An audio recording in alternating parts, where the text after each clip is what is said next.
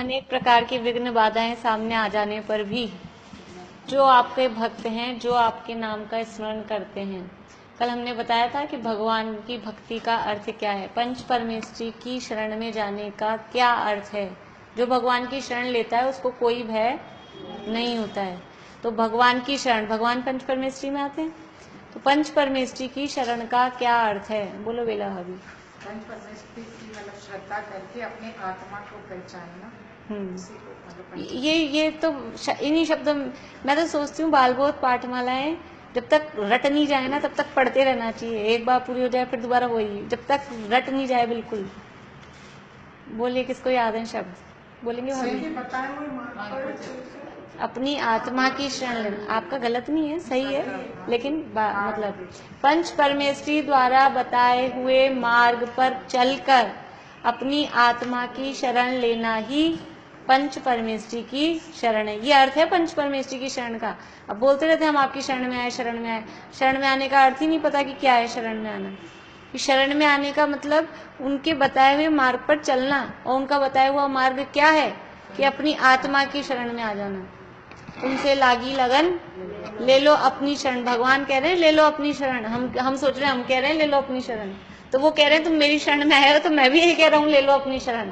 हम भी यही कह रहे हैं ले लो अपनी शरण, और वो भी यही कह रहे हैं कि ले लो अपनी शरण। यही है वास्तव में उनकी शरण का अर्थ, क्योंकि वो उनके पास जाएंगे तो वो यही कहेंगे कि अपनी शरण में आ जाओ।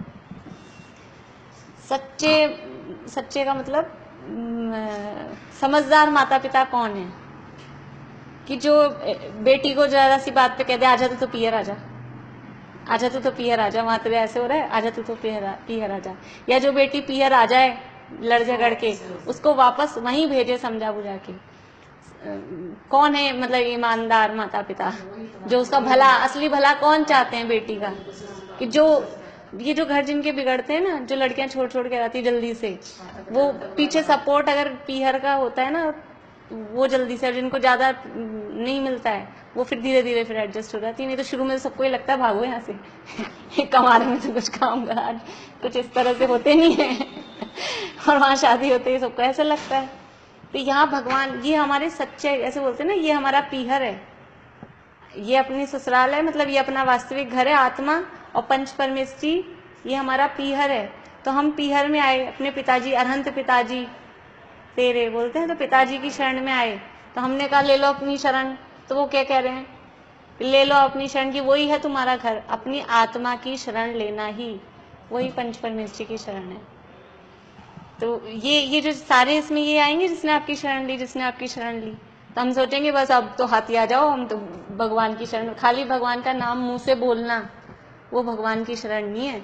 और मुंह से भी क्या बोलते हैं, डर के मारे, बस वो खाली उस समय डर है, तब तो भगवान का नाम निकलता है, नहीं तो मतलब ही नहीं।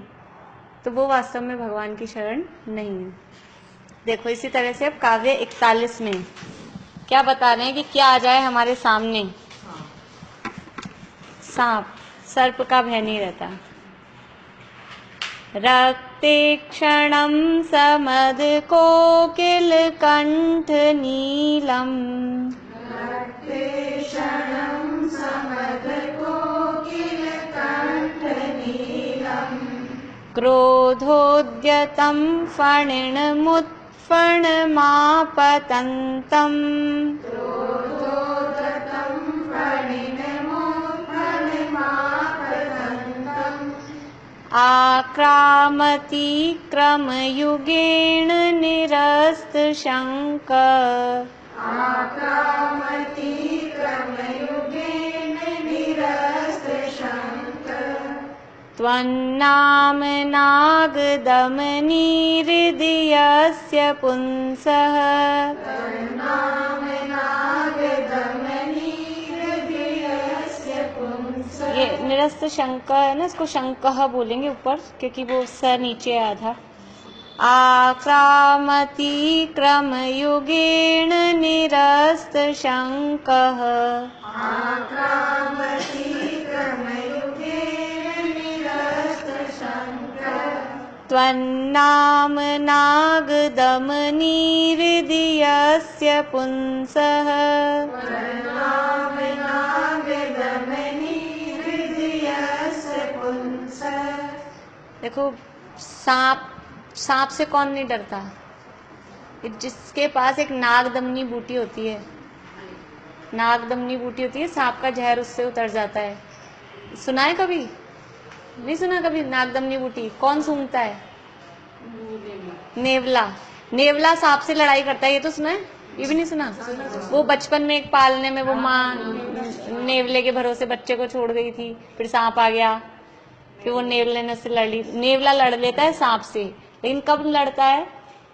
जब उसको आसपास कहीं नागदमनी बूटी होती है तब लड़ता है, क्योंकि ऐसे नेवले में ज्यादा ताकत नहीं है, मतलब वो सांप उसको काट ले तो, लेकिन वो उसको पहचान होती है एक नागदमनी बूटी की।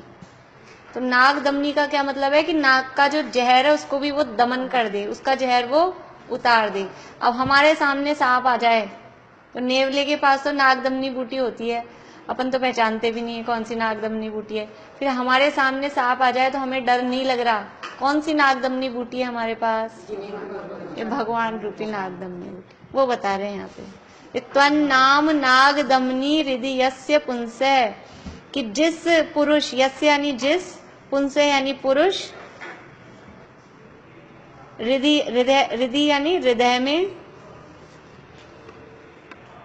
जिस पुरुष के हृदय में त्वत् नाम, त्वत् यानी आपके, नाम यानी नाम रूपी नागदमनी, जिस पुरुष के हृदय में आपके नाम रूपी नागदमनी है, अब उसका क्या होगा, वो कैसा सर्प आएगा, वो सर्प की विशेषताएं ऊपर की 3 लाइनों में बता रहे हैं।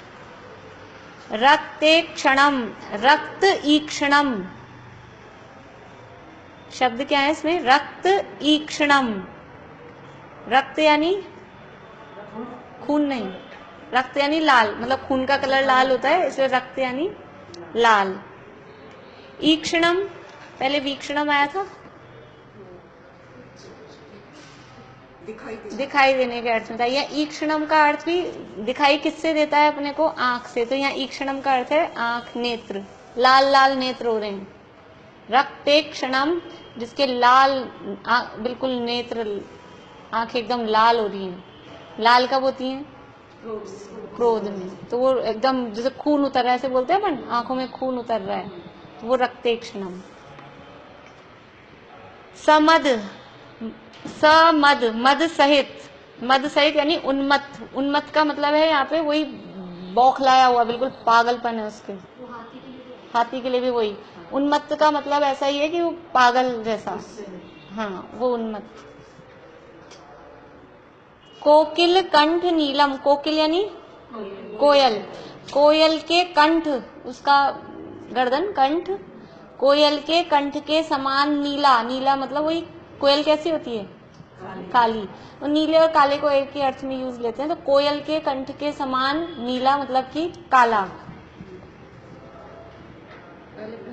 हाँ, भ्रमर के लिए भी आया था ना वो, अली नीलमेश, भंवरे के समान नील, वहां नील, वहां भी नीली शब्द था, तो वो भी काला ही। क्रोध उद्यतम,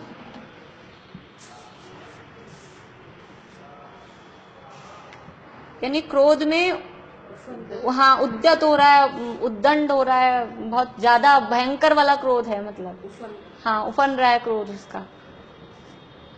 क्रोधोद्यतम, क्रोध बहुत भयंकर तेज क्रोध में जो है। फणिन, फणिन का अर्थ है फणिनम, फणिनम शब्द है पर सर्प, फणिनम यानी जिसके फण होते हैं, तो फण किसके होते हैं? सर्प के। फणिनम यानी सर्प। उत्फणम, जो सर्प है उसने फण को उत्फण कर रखा है, मतलब ऊपर की ओर बिल्कुल फण उठा रखे हैं। उत्फणम। आपतंतम, आपतंतम रोज आ रहा है 3 दिन से, हाँ सामने आ रहा है, सामने आते हुए। आपतंतम यानी सामने आते हुए, बिल्कुल आके पड़ गया है, जैसे आपतंतम, ये बिल्कुल आ ही गया सामने, ऐसा। हाँ, कैसा सर्प आ रहा है कि बिल्कुल लाल उसके आंखें हो रही है और उन्मत्त है, कोयल के गर्दन के समान एकदम काला है, क्रोध में पागल हो रहा है, बिल्कुल उद्दत, और ऊपर की तरफ फन उठाए हुए। कितनी विशेषताएं हो गई, 1 2 3 4 5, ये तो 5 विशेषताएं सर्प की बता दी, और वो सामने आ रहा है ऐसा भयंकर वाला सर्प। फिर भी आक्रामती, आक्रामती यानी लांग जाता है, आक्रामती यानी उसको आक्रम मतलब उल्लंघन कर जाता है, लांग जाता है। लांग, लांगना, ऐसे उलांगना, उल्लंघन करना, उलांगना। क्रम का अर्थ, क्रम का पैर, क्रम का अर्थ, ये तीन छंदों में यही चल रहा है, क्रम और ये आपतंकम। क्रम यानी पैर और युगेन यानी वही युगल, दोनों पैर। निरस्त शंकः, निरस्त यानी रहित, निरस्त कर देते हैं, कैंसिल करना, मना करना, लेकिन वो रहित के अर्थ में। शंका, शंका मतलब, शंका का अर्थ यहाँ वैसी शंका नहीं अपने को कि कोई प्रश्न है, हाँ, शंका का अर्थ है भय, भय।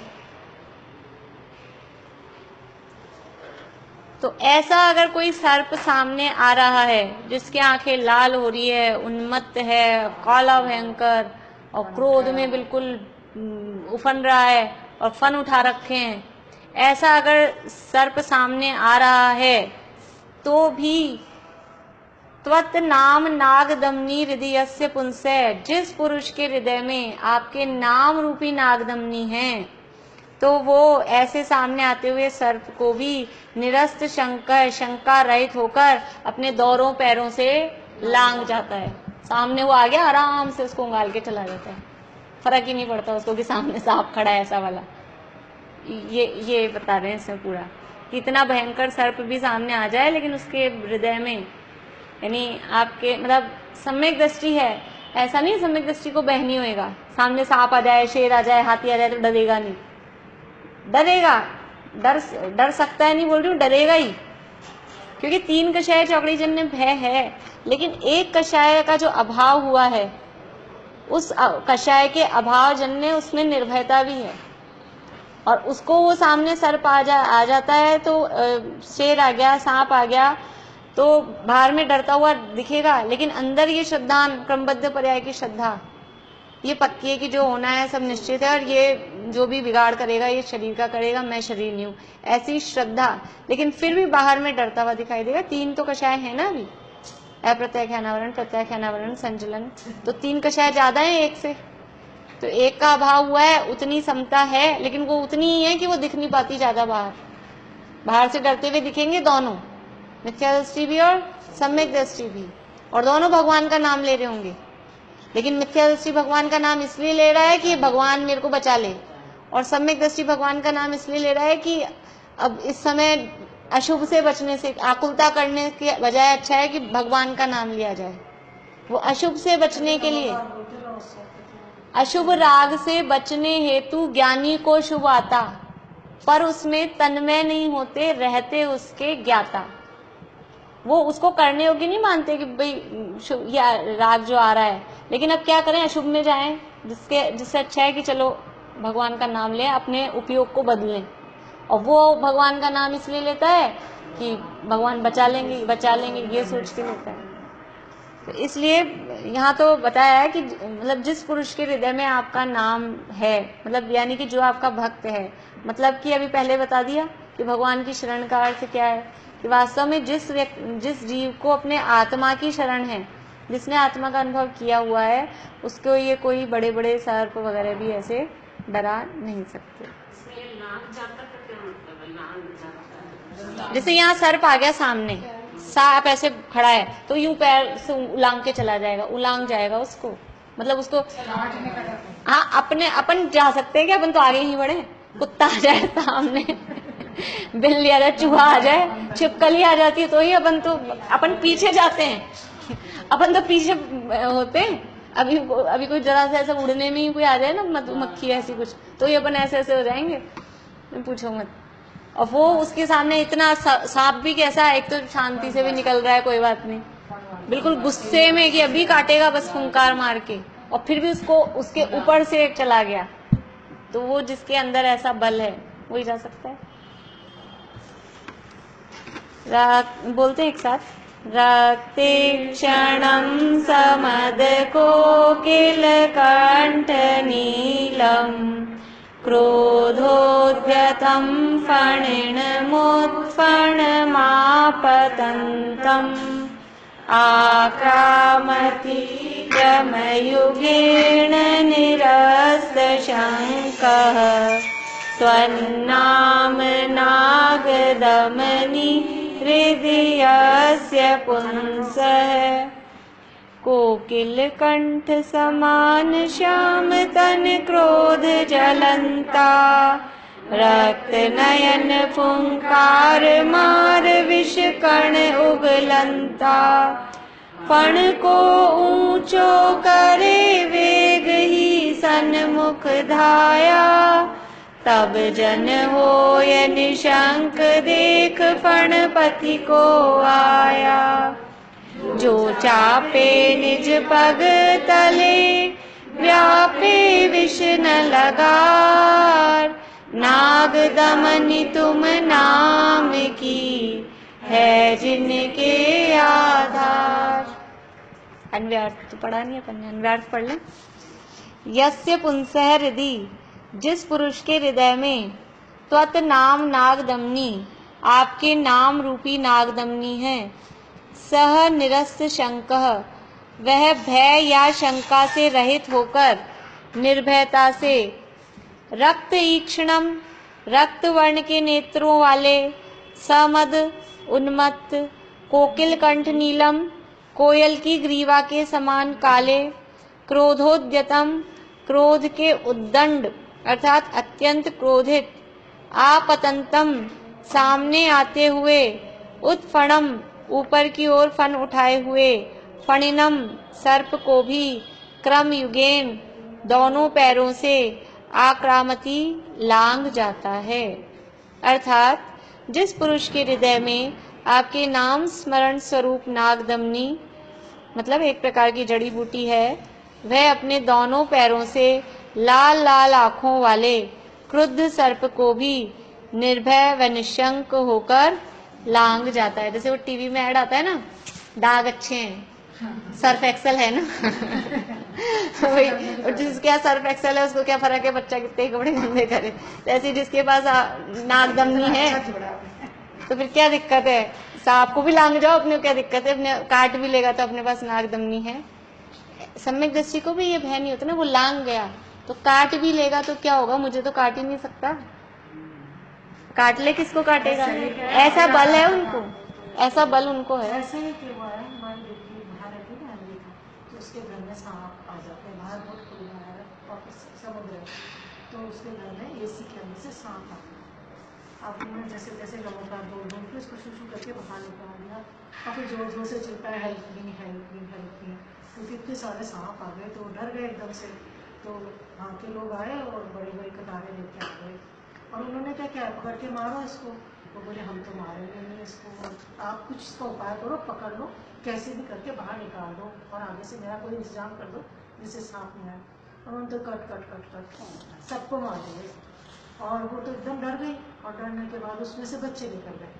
कोई प्रेग्नेंट थी, उसमें से 3-4 बच्चे बार बार अब उसको तो 3-4 दिन तक नींद नहीं आ रही। बोले मेरे हाथ में तो हत्या हो गई है, पता नहीं मेरा घर में क्या होगा क्या नहीं होगा, मेरा क्या होगा, ये तो श्राप दे देते हैं, श्राप दे देते हैं। वो रोज मेरे को फोन कर रहे हैं, मम्मी क्या करूँ क्या करूँ, कुछ मत कर, हो गया जो हो गया, तो कुछ इसका उपाय है। बोले नहीं किसी मुनि के पास जाओ। तो यहाँ पे प्रज्ञा सागर जी महाराज आए हुए थे, तो उनके पास गई कि मेरी बेटी के साथ ऐसा हो गया, अब क्या करूँ। बोले अब ये तो होनी अनहोनी की, जो भी हुआ हो गया, अब वो नमोकार की माला रोज फेरे, 10-11 जितनी फेर सकती फेरे, और ये 41वां कहा तो बोलती जाए बोलती जाए तो वो तो बहुत दिनों तक बेचारी करती रही, अब भी उसको वो कांप जाती है, वहाँ तो पट मार देती। तो लेकिन डरने की तो बात अलग है, लेकिन ये काव्य बोलने से नाग भाग जाएंगे ऐसा तो नहीं। हाँ भय, निकलने के लिए कुछ किया पर वो भगवान पहले ये सोचे कि जिसके हृदय में आपके नाम रूपी नागदमनी है तो उसका अर्थ क्या, कि आपका नाम हृदय में है का अर्थ क्या। नहीं, वो बहुत डर मानता है, ऐसे हाँ। तो सब कुछ है, पर तो ये वो- आप उसको क्या सूझेगा ना, वो तो सोचे सारे मेरे बच्चा छोटा खा जाएंगे तो निकल जाते हैं उन्होंने। खैर सही है, संकट के काल में भगवान का नाम लेने के अलावा और कुछ करना भी ना चाहिए, उससे हमारा उपयोग बदलता है, उपयोग अशुभ में नहीं लगे, वरना वो आकुलता करेंगे तो क्या होगा। अब उसको तो इरादा दुख है। शोक ताप आक्रंदन वध परिदेवन, ये आत्म पर उभय, ये सब एक मतलब ये सब क्या ऐसा था वेदनी के आश्रम के कारण है। अब विपरीत परिस्थितियों में हम और हाय हाय हाय आकुलता करेंगे तो उससे और असाता बंधेगी, तो वो असाता तो और बंध रही है तो वो उसके साथ में ही और ले भाई, ऐसे बोलते हैं ना, एक आफत में और दूसरी मिल मिल के आती है, ऐसी कहावत चलती है ना कि हाँ चारों तरफ से आती है। क्या बच्चे गर्भज है, पर ये पंचेंद्रिय है ना, पर ये आँख नहीं है तो फिर पंचेंद्रिय कैसे नहीं आँख, आँखें होती है, पंचेंद्रिय जब आँखें मकड़ी आँख तो चार इंद्री की, मकड़ी की आँख होती है, चार इंद्रिय जीवों की आँख हो जाती है। हाँ साइंस वाले कान नहीं मानते, कान नहीं है तो। लेकिन है पंचेंद्रिय होते हैं और हाँ, बीन तो बीन कैसे सुनता है, कान नहीं है तो इसलिए कान बीन नहीं। बजाई सब कुछ। वो दिखते नहीं ना कान, दूर से बजाते ही वो आ जाता है, सामने का बस ये वो दूरबीन बजाता है वो निकल निकल के आ जाते हैं। सांप दोनों टाइप के होते हैं, संगी भी होते हैं असंगी भी होते हैं। सांप में दोनों टाइप होते हैं, मन वाले भी और बिना मन वाले। हाँ लिखा अंडे देते हैं, दुनिया में बच्चे होते हैं। वो तो चींटी के अंडे कहते हैं, समूर्सन है जिसमें अंडे कहते हैं, अंडे तो गर्भज के होते हैं, तो अंडे नहीं होते मेरे ख्याल से। उसका तो प्रत्यक्ष बच्चे ही होते काटा, हैं, बच्चे ही होते हैं। हाँ चलिए, तो संकट के काल में अशुभ से बचने के लिए, देखिए अशुभ से बचने के लिए, बस अशुभ से बचने के लिए और आकुलता कम करने के लिए भगवान के नाम का स्मरण करना चाहिए, उसका निषेध नहीं है। लेकिन ये मान्यता अंदर हो कि हम पर्टिकुलर ये काम या ये इन भगवान का नाम लेंगे या ये वाला कुछ पढ़ेंगे तो हमारा ये संकट दूर हो जाएगा, ये मान्यता गलत है। हाँ तो अच्छा है, बिल्कुल भगवान का नाम लें और पूरे भक्तामर का पाठ करें, एक ही का कहीं को करें, पूरे भक्तामर का पाठ करें और रोज पढ़ें सुने, जो भी आता है। नहीं कुछ आता है तो नमोकार मंत्री अपने मुंह से क्या निकलता है। अभी मान लो गाड़ी में अपन जा रहे हैं और तेजी से ब्रेक लगे और बिल्कुल टिप पे आके रुक जाए तो क्या निकलता है सबसे पहले, नमो रिंताणम चालू हो जाता है बस। तो ये तो उसमें कोई वो नहीं है कि आता ही है भगवान का नाम, लेकिन बस वो मान्यता अपनी क्या रहती है उस बात उस पे। चलिए काव्य 42 सरल था ही मेरे हिसाब से ना, सरल है और पढ़ लेना आप लोग, प्रवचन में भी वही ना छोटा ही है। काव्य 42 वल्गत तुरंग गज गर्जित भीम नाद,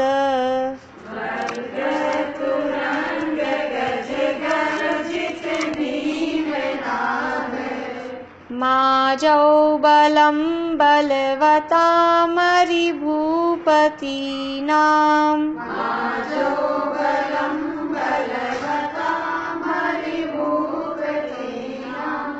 उद्यत दिवाकर मयूख शिखा पवित्रम,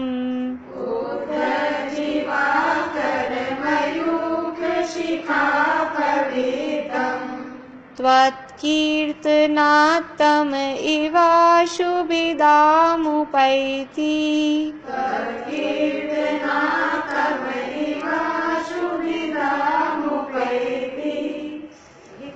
इसमें बलवता मरी होता, कई जगह मप्पी भी है। मुझे भी ऐसे ही लग रहा है कि मुझे जो याद है वो मप्पी है, लेकिन ये अरी, लेकिन इसमें से अर्थ निकल रहा है अरी। मप्पी है, दूसरी मेरे को मप्पी याद है, मप्पी भी बलवता मेरे को भी वही याद है, तो अपी में भी लगा लेंगे और यहाँ अरी है तो अरी यानी शत्रु अर्थ निकल जाएगा उसका। और बुक्स में भी देख लेंगे, मतलब आप समझ लो पाठांतर है, दोनों चलेंगे। अपी याद है तो अपी भी चल जाएगा, जैसे उसमें था ना प्रपाता प्रयाता, अरी है ना, हाँ वो इसमें तो अरी है। वलगत तुरंग, वलगत यानी उछलते हुए, हिनहिनाते हुए, वलगत। तुरंग, तुरंग किसे कहते हैं? घोड़े को। तुरंग यानी घोड़ा। उछलते हुए, हिनहिनाते हुए, मतलब यहाँ जो भी एनिमल बताएंगे वो कोई शांत बैठा हुआ तो बताएंगे नहीं। यहाँ तो भय दिखाना है, तो वो भी गुस्से में है, मतलब बिल्कुल तैयार है आक्रमण के लिए, ऐसा घोड़ा। और गज गर्जित भीमनाद है, और हाथियों की गर्जना, गज यानी हाथी, गर्जित यानी उनकी गर्जना, और भीमनाद भयंकर आवाजें, नाद यानी आवाज, भीम यानी भयंकर। उछलते हुए हिननाते हुए घोड़ों की और हाथियों की भयंकर आवाजें, गर्जना करते हुए हाथियों की भयंकर आवाजें हो रही हैं। युद्ध, जैसे कहीं टीवी में सीरियल आता है, तो टीवी में तो सीरियल में तो अपने को पिक्चर दिखती है, अब अपने यहाँ पे वो चलता है ना, जैसे नाटक चल रहा है कोई यहाँ स्मारक में, तो वो पीछे से वो उसमें से निकालते हैं आवाजें, अब दिखाना युद्ध हो रहा है, तो वो क्या करते हैं, हिनहिनाने की और हाथियों की चिंगाड़ने की यही आवाजें सुनाते हैं ना, वही आवाजें, वो जो या ना क्या है माहौल, युद्ध क्षेत्र है, युद्ध क्षेत्र का माहौल है, बहुत बुरी तरह से घोड़े हिनहिना रहे हैं और हाथी चिंगाड़ रहे हैं, भयंकर आवाजें उनकी आ रही है। माजो, माजो ये है ये शब्द, आजो है, माजो नहीं, भीम नादम है और आजो ना, म ऊपर चल जाएगा, भीम नादम। आजो, आजो यानी युद्ध क्षेत्र में।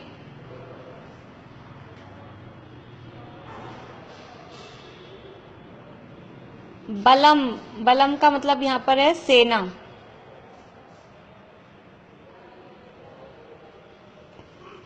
ऐसे बोलते हैं ना, दल बल, स दल बल, वो राजा आ गए, दल बल, तो वो बल का मतलब सेना सहित आ गए। बलवताम, बलवताम, और अपी होगा तो भी लगाएंगे, यहाँ अरी है भी अपने, तो शत्रु। बलवताम यानी बलवान, अरी यानी शत्रु। भूपति नाम, भूपति किसे बोलते हैं? राजा को।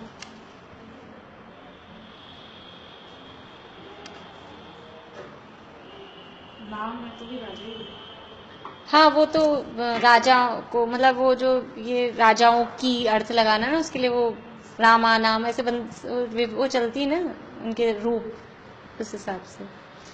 उद्यत दिवाकर, उद्यत यानी नहीं, उद्यत दिवाकर के साथ उगता हुआ, पहले भी आता ना प्रोदत दिवाकर, उगते हुए, और दिवाकर यानी सूर्य, उगते हुए सूर्य की मयूख, किरण, किरण, और फिर उसकी शिखा, हाँ शिखा मतलब वो किरणों का अग्रभाग, वो शिखा। अपविद्धम, हाँ छोर बोल सकते हैं। अपविद्धम नष्ट हुए, नष्ट किए गए, शिखा में से ही अ भी निकलेगा, अपविद्धम है शब्द, नष्ट किए गए। त्वत, त्वत यानी आपके। कीर्तनाथ, कीर्तनाथ यानी कीर्तन से, आपका स्मरण करने से, हाँ गुणगान करने से। तम, कीर्तनाथ आधा तय है और फिर पूरा तय और मां मिलके बनेगा तम। तम यानी अंधकार, ये दो है ना तय, कीर्तनाथ तम में तय दो है, तो आधा तय तो कीर्तनाथ में चला गया, और तम अंधकार। इव आशु, इव यानी समान।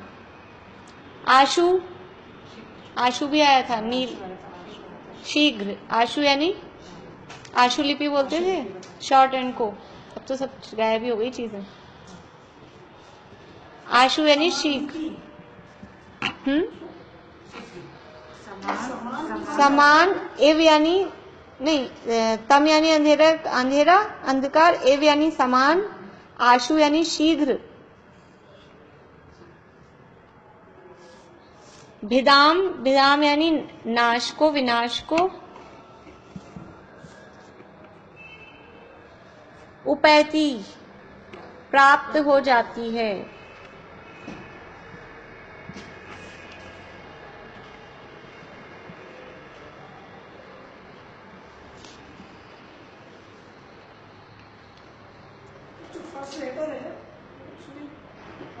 वलगत, वलगत आदत है, वलगत तुरंग, न का है तुरंग। ये जो डैक, ये जो अंक की मात्रा है ना, उसको रैपे भी लगा सकते हैं अपन। हिंदी में तो रैपे ही लगाते हैं, तुरंग लिखते हैं जब, पर संस्कृत में वो ऐसे अंक बनाते हैं। तो कैसा है युद्ध क्षेत्र की, जहाँ बहुत घोड़ों के हिनहिनाने की और हाथियों के चिंगाड़ने की भयंकर आवाजें आ रही है, और जो बलवान और सेनाओं से युक्त जो राजा है, ऐसा तो राजा है सामने वाला शत्रु, अरे यानी शत्रु राजा कैसा है, उसकी बलवान सेना है, और वो युद्ध क्षेत्र में बहुत भयंकर आवाजें घोड़ों की और हाथियों की आ रही है। ऐसे युद्ध क्षेत्र में भी जैसे कि उगता हुए सूर्य की किरण के अग्रभाग मात्र से अंधकार नष्ट हो जाता है, वैसे ही आपके कीर्तन से वो ऐसी जो सेना है, ऐसा जो राजा है इतना भयंकर, वो भी क्षण मात्र में शीघ्र ही विनाश को प्राप्त हो जाता है। जैसे सूर्य की इतनी सी चिलकी आ जाए, वो शिखा पर, ये ना शिखा पर विद्यम, मतलब शिखा क्यों बताया कि किरण भी पूरी नहीं आई, किरण का भी अग्रभाग आया, इतना सा आया तो भी अंधेरा गायब हो जाता है। वैसे ही आपका कीर्तन, आप तो खुद तो आए नहीं, आपका खाली हमने जरा सा नाम लिया और वो सारे शत्रु सेना वो नष्ट हो जाती है, गायब हो जाती है। देखिए अन्वयार्थ, त्वत् कीर्तनात्, आपके नाम के कीर्तन से या आपका स्मरण करने से मात्र आ जाओ यानी संग्राम में, जहाँ वलगत तुरंग गजगर्जित भीम नादम, उछल उछल कर हिनहिनाते हुए घोड़ों और गर्जना करते हुए हाथियों की भयंकर आवाज हो रही है, जिसमें ऐसी बलवताम पराक्रमी शक्तिशाली सेनाओं से युक्त अरि भूपति नाम शत्रु राजाओं की बलम सेनाएं उद्यत दिवाकर मयूख शिखा अपविद्दम, उदीयमान सूर्य की किरणों के अग्रभाग से भेदे गए तम इव, यह अकेला त छपा है, क्या है त पे बिंदी है, पूरा में बनेगा, उसको बिंदी हटा के पूरा में बना दीजिए तम, हाँ तम इव म तम वाला पूरा है आपके में।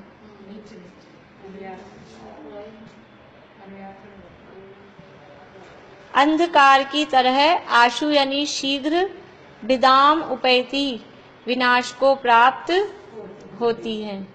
मतलब ये वाला काव्य तो ज्यादा काम नहीं आता होगा आजकल, अभी युद्ध क्षेत्र में कौन जाता है भाई, सर्प का तो भय हो गया, कहीं शेर भी निकलते रहते हैं आजकल, रोज पेपर में आता है बघेरा आ गया, ये आ गया,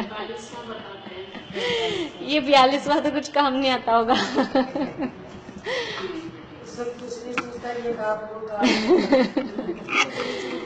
चलिए बोलते हैं अपन, वलगत तुरंग गज गर्जित भीम नाद, माजौ बलम बलवतामरि भूपति नाम, उद्यत दिवाकर मयूख शिखापवेदम,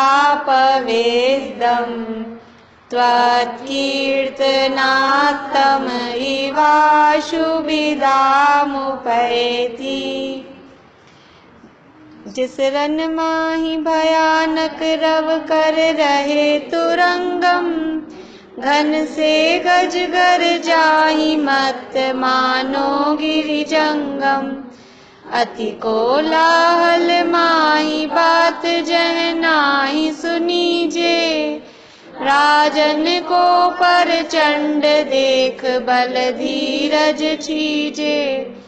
नाथ तिहारे नाम ते सोचिन माही पलाय। जो दिन कर प्रकाश ते अंधकार विनशा। ये तो विनय पाठ में ना, उसी में क्या उसी में क्या सुख देना तो उसमें नाथ तिहारे नाम ते अघ छिन माही पलाय।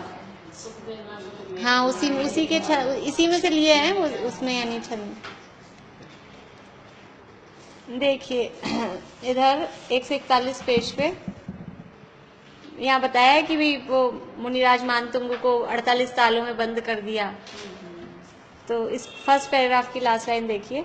निश्चय भक्ति से कर्म की 148 प्रकृतियां टूट जाती हैं, तो पुण्य के उदय से 48 ताले खुल गए। इसमें क्या आश्चर्य है। मतलब जो भगवान की निश्चय भक्ति करता है, निश्चय भक्ति का मतलब क्या है, भगवान के बताए हुए मार्ग पर चलना, और उनके मार्ग पर चलते चलते जो खुद भगवान बन गया तो उसके 148 पूरे के पूरे ताले खुल जाते हैं। तो ये खाली 48 की क्या बात है। देखिए इस लिखा है सब आपकी भक्ति का ही प्रभाव है। थर्ड पैरा देखिए। हे भगवान, आपकी भक्ति करने वालों को अंतरंग में कर्म शत्रुओं पर एवं बहिरंग में संग्राम के शत्रुओं पर विजय प्राप्त होती ही है, क्योंकि आपके भक्त भक्ति के भावों से ऐसा ही पुण्य बांधते हैं। देखो भगवान के भक्त को बाहर के अंदर में तो कर्मों पे तो विजय प्राप्त होती ही होती है, बाहर में युद्ध में क्यों विजय प्राप्त होती है। हाँ पुण्य का उदय तो है ही, पर पुण्य का उदय भी क्यों है, क्योंकि भगवान के भक्त अन्याय नहीं करते। वो जो युद्ध कर रहे हैं वो न्याय के लिए कर रहे होंगे। ये सम्यक दृष्टि जीव आगे बढ़ के चला के युद्ध नहीं करता है। वो जो उसका युद्ध होगा वो न्याय, जैसे रामचंद्र जी ने युद्ध किया न्याय के लिए किया, समझ लो पांडवों ने युद्ध किया न्याय। वो जिस भूमिका में है उस भूमिका के अब ऐसा थोड़ी ना है कि मैं तो युद्ध नहीं करूंगा, अब ले गया तो पत्नी कोई बात नहीं, इतने हजारों तो और हैं, एक चली गई तो क्या हो गया। भरत जी ने कौन सी न्याय के लिए किया? भरत चक्र वो भूमि, इसलिए मैंने ये भी साथ में बोल दिया, जिस भूमिका में है। और जो उनका युद्ध होता है वो ऐसा वाला युद्ध नहीं होता। देखो रामायण वाला जो युद्ध हुआ उसमें बराबर तीर वाले भाले ये सब चले।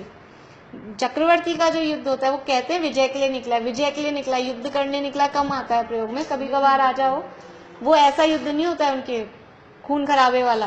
वो तो सब उनके पुण्य का प्रताप इतना है कि जहाँ जाते हैं वो खुद ही सब उनके दास बन जाते हैं, खुद ही पहले शादियां कर देते हैं लड़कियों की। तो वो जवाई तो वैसे ही फिर ऊंचे हो जाते हैं, तो उनके आगे तो वैसे ही सब झुकना है।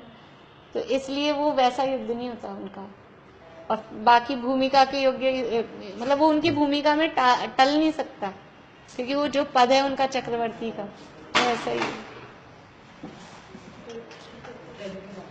दूसरे राजाओं को थोड़ी पता है, चक्रवर्ती सबको पता लग जाता है, तीर्थंकर का, चक्रवर्ती का, सबको। ये तो बड़े वैभव, अब उनके वैभव के आगे वो आए अपने सामने फिर आ जाएगा। हाँ अब वो इतना वैभव लेके सेना सहित निकल रहे हैं और वो उनके आगे कुछ भी नहीं है ये, तो अपने आप ही उनको प्रणाम करेगा।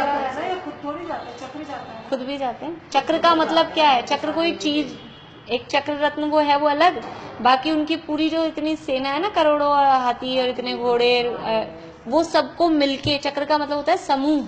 अभी आगे एक छंद में चक्रम नक्र चक्रम आएगा। चक्र का अर्थ होता है समूह, पहले भी आया था पीछे नक्र चक्रम। चक्र का मतलब समूह, तो सब मिलके जितने भी उनके है ना, इतनी सेना, पैदल, हाथी, घोड़े, वो सब जाते हैं। यहाँ तक कि पूरी रानियां भी साथ जाती हैं, रनवास भी चलता है साथ। चक्रवर्ती की 9 योजन चौड़ी और 12 योजन लंबी सेना। हाँ इतने में चलती है उनकी सेना, इतनी बड़ी होती है। वो भरत, वो भी जो है ना, देखो इसमें भी फर्क, मतलब वो संख्या तो उतनी होती है, लेकिन ये जो एरिया बताया है ये भरत चक्रवर्ती का बताया है। फिर जैसे जैसे अवसर्पणी काल में वो उनकी आयु और उनकी हाइट, उनकी पर्सनैलिटी कम होती जा रही है, तो फिर वो उस हिसाब से एरिया भी कम होता जाएगा। ये जैसे आगे पुराण में है कि वो चक्र गया, चक्र बाहुबली के यहाँ गया और 3 प्रदक्षिणा देके वापस आ गया। वो उसने वो तो चक्र, वो चक्र रत्न होता है, वो तो एक इंस्ट्रूमेंट है, हाँ, वो तो चक्र है। लेकिन वो जो युद्ध के लिए जाता है ना, चक्र जा रहा है, तो वो अकेला वो चक्र नहीं जाता, वो पूरी सेना सहित सब जाते हैं। भारत में तो वही चक्र भेजे थे सबके शायद। नहीं, की सेना का भी चक्र चक्र भेजने की जरूरत तो केवल बाहुबली के पास ही पड़ी थी, और कहीं तो चक्र भेजने की जरूरत ही नहीं पड़ी। और तो अपना आप ही आदमी हाँ, हो गए, पर बाहुबली वो बाहुबली के पे तो जो फेंका, वो तो चक्र नाम का जो हथियार होता है, समझ लो अपने शब्दों में, वो डाला। वो भी फेंका क्या था, उन्होंने तो छोड़ा था कि ले तू जीता है तो तू ही ले ले इसको, पर वो तो जिसके पुण्य में होता है उसी के पास जाता है, उसी के रहता है। आप देना भी चाहो किसी को, बिना पुण्य के ना कोई हमारी मदद कर सकता है, ना हम किसी की मदद कर सकते हैं, कुछ भी नहीं। चाह कितना ही लो से राग, इसीलिए ये संसार चल रहा है कि राग द्वेष तो कम होते नहीं है। बिना पुण्य के किसी का भला नहीं कर सकते, बिना पाप के उदय के किसी का बुरा नहीं कर सकते, लेकिन राग द्वेष जरूर अंदर करते रहते हैं जबरदस्ती के। अब आज चला होगा सबके दिन भर।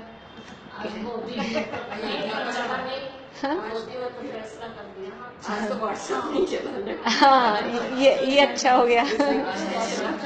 घरों में आपस में जो रहे होंगे उनके चल गया होगा। चलिए एक लाइन और पढ़ लेते हैं, ये नीचे वाला पैराग्राफ, लास्ट वाला। जैसे सूर्य की किरणें अंधकार का नाश करती हैं, वैसे ही धर्मात्मा ज्ञान स्वभाव के आश्रय से अंतरंग में तो राग का नाश करता ही है, और बाह्य में पुण्योदय के कारण संग्राम भी जीत लेता है। वो पुण्य का उदय इसीलिए कि वो अन्याय, मतलब सम्यक दृष्टि के जीवन में अन्याय, अनीति और अभक्ष्य, ये सम्यक दृष्टि के जीवन में भी त्याग है, और सम्यक दर्शन की पूर्व भूमिका में भी इन 3 चीजों का त्याग होता है, तभी सम्यक दर्शन प्रकट होता है। अन्याय, अनीति और अभक्ष्य भक्षण, इन 3 चीजों का त्याग के बिना सम्यक दर्शन नहीं हो सकता। और जो जब पहले ही जरूरी है तो सम्यक दृष्टि के जीवन में तो होने, सम्यक दृष्टि के जो भोग भी होंगे, भोगता है, लेकिन न्याय नीति वाले, अन्याय के नहीं। पंचम गुणस्थान वर्ती जीव भी शादी करता है, कर सकता है जब तक ब्रह्मचर्य प्रतिमा के पहले, लेकिन वो शादी करता है, न्याय नीति वाले काम है, मतलब अन्याय नीति के भोग नहीं भोगते। चलिए समय हो गया।